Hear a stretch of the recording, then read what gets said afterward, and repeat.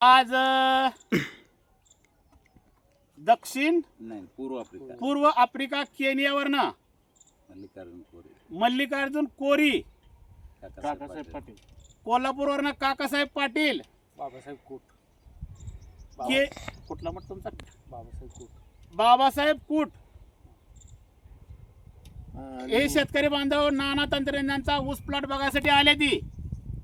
तर ते सांगतली आज इतके त्यांचं तिकडे केनिया प्रगत देश आहे, तिकडे काय आहे, आपल्या भारतात काय आहे तर सांगतेले. जरा काकासाहेब बी सांगतेला, परत बोला. आणि आज बरेच दिवस झाला आमचं चाललंय, आता यूट्यूबला व्हिडिओ पाहतो आम्ही. आणि एक दिवस असाच मिळ आणि एक दिवशी केला होता, पण योगायोगानं त्या दिवशी घडलं नाही. आज आम्ही पक्क यायचंच म्हणून इकडं आलो. आणि व्हिडिओमध्ये यूट्यूबला जी काही वास्तविकता नाना सांगतात ती सेम वास्तविकता इथं पाहायला मिळते.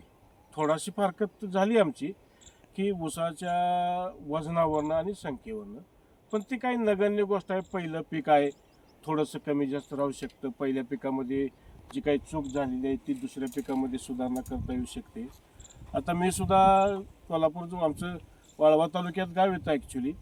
संपूर्ण महाराष्ट्रात 1,500 या ऊस शेतीच्या बाबतीत लेक्चर केलं. मी स्वतः 127 पण या टेक्नॉलॉजीमध्ये आम्हाला अजून काय बघायचं होतं की एकदा ऊसाची लागण केल्यानंतर किंवा सरी न पाडता सफाई जमिनीला ऊस, पुन्हा 12 फुटाचं मधलं अंतर आम्ही 5 फुटावर 4.5 फुटावर होतो, म्हणजे 4.5, 9 किंवा 10वर ते आणखी थोडंसं तिचं वाढवून सूर्यप्रकाशाचं हवेचं तिला सगळी अनुकूलता पिकाला मिळेल या दृष्टीनं कसं आहे प्रत्यक्षात बघायचं म्हणून आम्ही इथं आलो.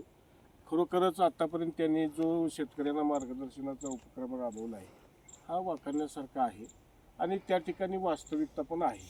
तर या कार्याला त्यांच्या आमच्याकडून ही परमेश्वर कृपेनं शुभेच्छा आणि कार्यामध्ये उल्लंघित व्हावं.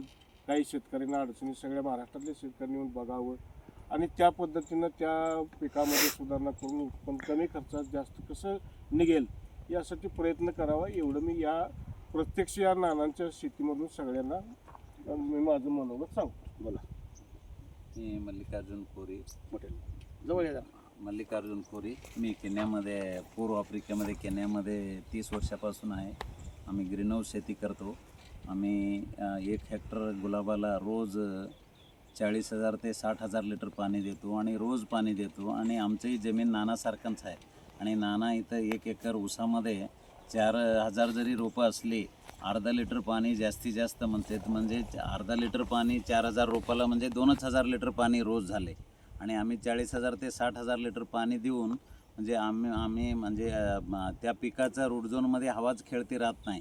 पण ह्यांनी नानाकडं आम्ही यायचं मेन मुद्दा, अरुण पवार साहेब नानांचं शेताला व्हिजिट करायचा मेन मुद्दा वापसा कंडिशन ठेवून आमचं पूर्वजांनी कसं कोरडवाहूमध्ये पिकं काढत होती त्याच पद्धतीनं ह्यांनी बारमाही ऊस पिकामध्ये कमीत कमी पाण्यामध्ये. आणि नाना म्हणतात पुढच्या वर्षी मी 1,00,000 ते 1,50,000 ऊस 1 एकरामध्ये म्हणजे ठेवणार आणि ते फॅक्टरीला पाठवणार.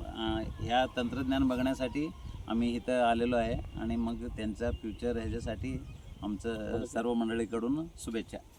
मी बाबासाहेब शंकर कूट, पिंपळगाव खुर्द, कन्हेरी मठामार्फत मी आलेलो आहे.